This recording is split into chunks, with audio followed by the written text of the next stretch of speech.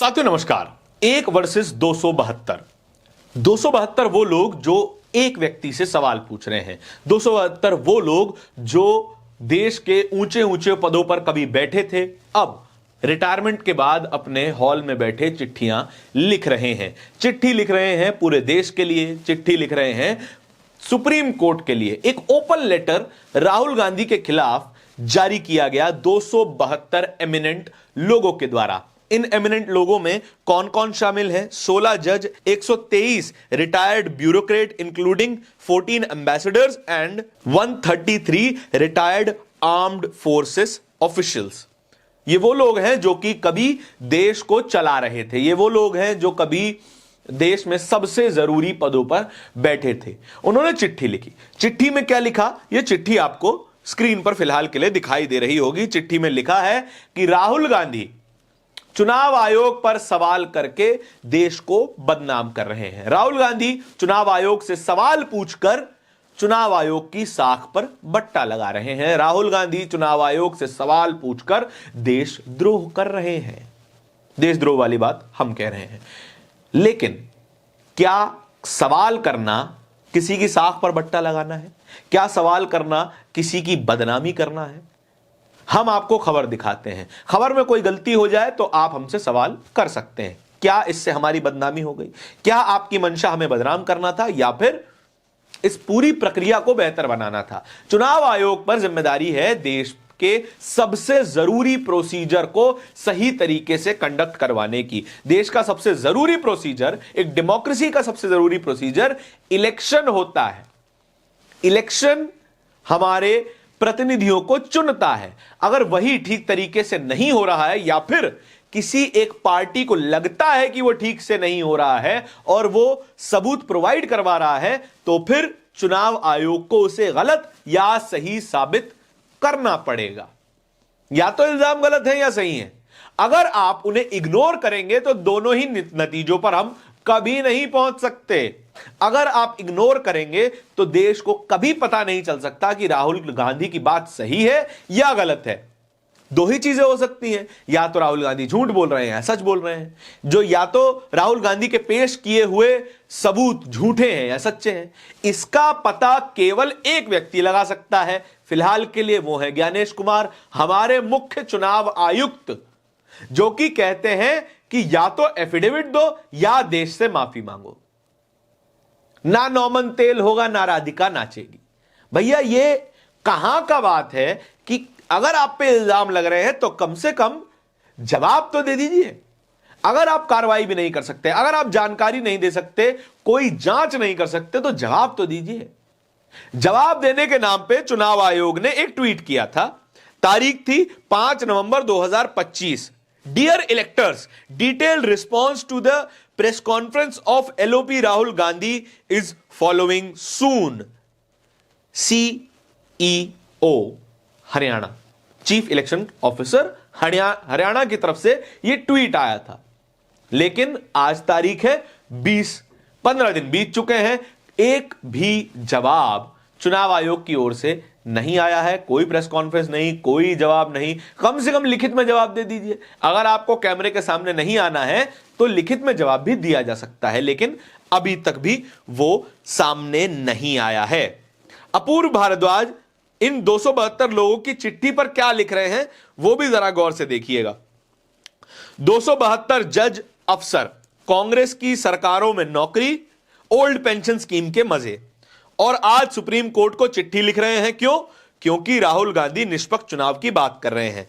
अब जमीन पर देखिए, एक फोटो 200-300 वोट, एक पता 500-1100 वोट, मकान नंबर 0, पिता का नाम फलाना कुछ भी XYZY2F ऐसी कुछ भी नाम लिख दिया, और पति का नाम भी कुछ इसी लहजे में लिखा हुआ नजर आता है।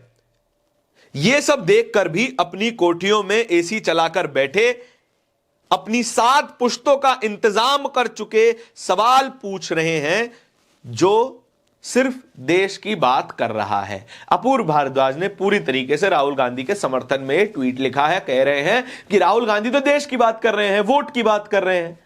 अगर राहुल गांधी वोट की बात कर रहे हैं तो वोटों की जिम्मेदारी, उन्हें बचाने की जिम्मेदारी चुनाव आयोग की है। तो फिर ये 272 लोग आए कहां से और इनका क्या रोल है इस पूरी प्रक्रिया में? क्या ये लोग एक बार भी अपनी चिट्ठी में ये नहीं लिख सकते थे कि चुनाव आयोग को इसका कम से कम जवाब दे देना चाहिए? आप पूरी चिट्ठी पॉज करके इस वक्त स्क्रीन पर पढ़ सकते हैं, लेकिन इसमें कहीं नहीं लिखा है कि चुनाव आयोग को कम से कम जवाब देना चाहिए या फिर इस पूरे मामले की जांच करनी चाहिए। 272 लोगों की लिस्ट भी आपकी स्क्रीन के ऊपर है। इसमें तमाम जज, तमाम ब्यूरोक्रेट, तमाम फौज में सर्व करे हुए लोग हैं, लेकिन इन सब में से एक भी व्यक्ति ने यह बात नहीं कही कि चुनाव आयोग कम से कम एक बार कोई लिखित जवाब दे दे, कोई प्रेस कॉन्फ्रेंस करे। सीधा सीधा जवाब देने में परेशानी क्या है, यह भी बात चुनाव आयोग से इन लोगों ने नहीं पूछी। लेकिन जो व्यक्ति पूछ रहा है उससे सवाल पूछे जा रहे हैं। राहुल गांधी का कोई समर्थन नहीं है। राहुल गांधी कल के गलत साबित हो, आज हो जाए, हमें कोई फर्क नहीं पड़ता, लेकिन अगर सवाल है तो जवाब होना चाहिए। कंपैरिजन देख लीजिए ज्ञानेश कुमार और पुराने चुनाव आयुक्तों का। हम आपको एक वीडियो दिखाना चाहते हैं जहां पर पुराने चुनाव आयुक्त और मौजूदा चुनाव आयुक्त के क्या रिएक्शन है। इस वीडियो में आप साफ तौर पे देख सकते हैं कि ज्ञानेश कुमार बोल रहे हैं कि अगर एफिडेविट नहीं देंगे तो फिर देश से माफी मांगिए। अशोक लवासा, ओपी रावत, एसवाई कुरैशी वो क्या जवाब देते हैं ये भी सुनिए। हलफनामा देना होगा या देश से माफी मांगनी होगी, तीसरा विकल्प नहीं है। It doesn't require for anybody to submit an affidavit if there is a serious complaint which the Election Commission must look into. This is Election Commission's data. This needs to be investigated. Questioning any stakeholder has never been the forte of Election Commission. Whenever any doubt is expressed by even common voters, Election Commission would always take it seriously, immediately investigate and immediately put the results and findings to that person and in public domain. Asking him for affidavit, what if he turns around and says, you give me an affidavit that whatever 65 lakh deletions you have done, if there is one mistake, you will be criminally liable. Daring leader of opposition this way with this tone and with this anger, I don't think it has done any credit to the Election Commission. सुन लिया आपने? ये तमाम लोग बड़े ही ज़हीन किस्म के लोग हैं जो कम से कम सवालों का समर्थन कर रहे हैं। ये राहुल गांधी का समर्थन नहीं कर रहे हैं, ये किसी भी पॉलिटिकल पार्टी का समर्थन नहीं कर रहे हैं, जो कि सही बात भी है। इनको निष्पक्ष ही रहना चाहिए, लेकिन सवालों के जवाब आने चाहिए। सुप्रिया श्रीनेत एक प्रोग्राम के दौरान थोड़ा सा गुस्सा आ गई इसी विषय को लेकर, और उसी प्रोग्राम का एक चंक काट के उन्होंने ट्विटर पे पोस्ट किया।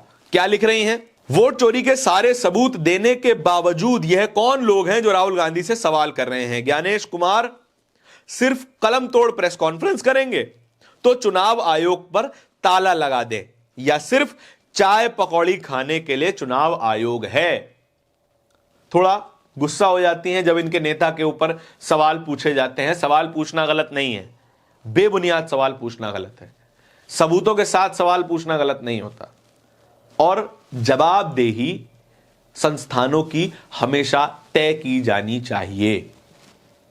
जब चुनाव आयोग पर सवाल उठे हैं, हमको, आपको, पॉलिटिकल पार्टीज को सिर्फ और सिर्फ सन्नाटा ही हाथ लगा है, कोई जवाब हाथ नहीं लगा। इस पूरी खबर के बारे में आपके क्या विचार हैं कमेंट सेक्शन में बताइएगा जरूर। इस तरह की खबरें और भी देखते रहने के लिए बोलता हिंदुस्तान को सब्सक्राइब जरूर कर लीजिएगा। बहुत बहुत धन्यवाद।